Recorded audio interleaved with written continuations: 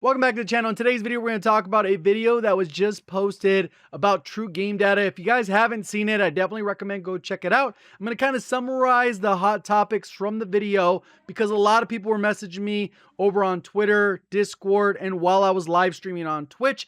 Feel free to go ahead and check out that. That's also linked near the top of the description. Enjoy the video, learn something new. Please do me a favor, hit that like button. If you want to find your way back, more Call of Duty content, make sure you subscribe with notifications on. And I would definitely go check out his channel as well, which, like I said, will be linked down in the description. And pretty much what it has right here, it says all Warzone data has been wrong. And a lot of people are getting misconceptions from the overall change to the data and feeling like, oh my God, everything's different. In reality, there's the only thing is really it's change is perception and versus reality with a lot of these different weapons. One of the things that we did not know before this change was that the Kilo obviously got nerfed. We've already talked about that, but it was slightly different than what we kind of expected until he was able to test and get all this data. He talks about how he was able to test this data in a little bit more formal setting, but there's some significant changes to weapons in terms of the overall perception of the weapon and how it will perform because they deal significantly more damage at range than we previously thought, because all of our testing is in multiplayer because it's a controlled setting. We never even thought to test differences with Warzone in terms of damage other than maybe headshot multiplier. We'll talk a little bit about what the meta will be once the DMR, the type, and the Diamatis are nerfed. I don't see the MAC-10 getting nerfed because I don't think it's overpowered, especially when you compare it head to head. It's not. So let's go ahead and take a look at that. I'm also going to include how to look up the lobbies. I know a lot of people are requesting that, so I'll include that towards the end of the video since that's not really what the video is about. Go to the next example. So what we have here is a regular full-plated armored player in Warzone. Specifically chest shots. I can manipulate this, go to stomach or head or whatever. Let's just focus on chest shots. There's a lot of different lines on here. What we want to pay attention to is the MP7. That's the multiplayer version.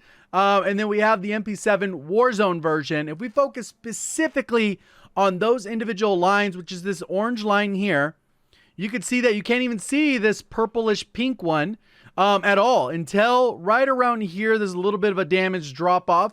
But the Warzone version doesn't have a damage drop off. And this is why I think the MP7 performs so well at launch. So many people were all over the MP7, stacking it with the HDR, the AX50, the Car 98.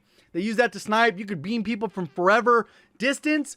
And then they nerfed the no stock attachments, which I think kind of threw stuff off, especially with that weapon, made it a little bit harder to control. But when you look at the damage profile, its TTK is very competitive. It's even better than the nerfed version of the Kilo, which you can see right here goes all the way up to about 800 milliseconds when we look at these individual numbers. And then it has a hard drop off. Obviously, this is without attachments. With attachment, these range just scoot over. But that's kind of how that part works. Obviously, the MP7 isn't the greatest SMG up close, because it gets outperformed even by rifles, right? So it's not the best option up close. That's why a lot of people made the switch, because the MP5 became so dominant. Obviously, there's different factors here, but that's just one example of the meta kind of found itself. Even though nobody knew that the MP7 did not have a further damage drop off, organically the meta gets found. So what I mean by that is, regardless of people not knowing this data, the meta still found itself. And that's why certain weapons perform so well. The Kilo ended up being more exceptional than it is. And a lot of times people didn't realize that it was as good as it was because the data didn't reflect how good it was. If you look at right here, this is like 9 shots to kill.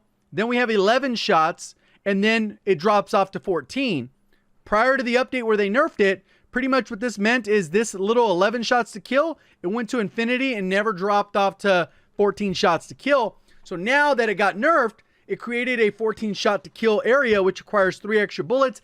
Even at 100% accuracy, that is a lot of extra time to kill. So because of that nerf, and us realizing that all these weapons were actually better than the data said, because we tested in multiplayer, you're finding out a scenario where what maybe other weapons are a little bit more viable now that the Kilo is nerfed. If the Kilo wasn't nerfed, it's still top dog, and there's pretty much no reason to experiment with the meta once the DMR, type, and Diamatis are gone.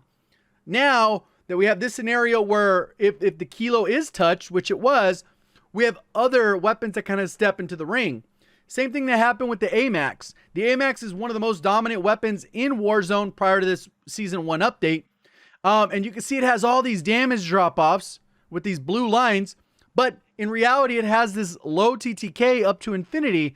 And this is what people kind of lean towards organically, even though they're not hitting a ton of shots, like accuracy of a kilo, this thing hits like a truck. So organically, people led into it. So does this mean that all of a sudden, oh man, you know what? AN94, it's a beast because it has a good TTK. In a practical sense, I'm going to say no.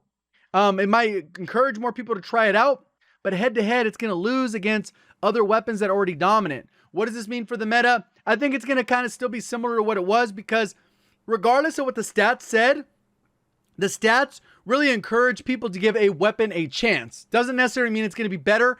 Even if the stats say it's better, you still have to put it to the test in a practical sense. When I win a gunfight against someone, I was like, damn, I smoked that dude. He didn't have a chance. And oh man, I use another weapon. Damn, I keep getting smoked every single time. No matter, even if I get the jump, they turn, it kills too slow, blah, blah, blah. Regardless of what the stats say, at the end of the day, if you're getting smoked with one weapon and you smoke everybody with the other, probably going to go to the one that you smoke other players with. And that's organically how a meta is formed, even without people like myself, Exclusive Ace, Drifter, or True Game Data to do this type of testing and experiment and find this data. So this is a huge step forward in terms of information, because then it also gives me another area to that I can start looking for data differently, and maybe certain attachments aren't as valuable. At the end of the day, people are still going to use the same attachments even without those damage drop-offs because of the bullet velocity. If you don't have the bullet velocity on weapons, you're going to be at a huge disadvantage. So I wanted to talk a little bit about this just because so many people were messaging me. I want to kind of give my thoughts. I don't really think the meta is going to change a lot because of how weapons have been tuned. Like M4, I really want to use the M4 again and use it at medium to long range, because the TTK says it's good, but I can't use it the way I used to with the no stock attachment. So I got to build it more for range, and it might not have the mobility I like, and then I got to use it with an SMG. There's a lot of different variables to consider. I think people are going to open their eyes a little bit and maybe experiment with a few other weapons, but the meta is mostly going to be unchanged until they adjust some of these Cold War weapons and attachments, which we all know are very broken. And I'll have another video about that tomorrow of what specifically is broken, because we were able to test a bunch of stuff on stream, and it's a lot more than I thought it would be broken. And that's pretty much that. Let's go ahead and look at the site now for the skill-based matchmaking thing, because a lot of people had questions about it. It's up and running, but don't be surprised if it crashes because it has too much traffic to the site. So it's just sbmmwarzone.com. That's pretty much all it is. And it'll pop up with this. He's actually added some different features. You can look up the player ID. You can look up a specific lobby that you can find on COD Tracker, and it'll auto-populate all the data. If you want to see a particular pro player or top player, and when you click on Iron's profile, it says, you know, which matches they've won, how many kills they got, and it'll say the strength of their lobby. 1.22 median, and this is just a regular Iron OP marked and shaded trios lobby. And we look at like a world record example. We have the trio, 54 solo kills, Husker.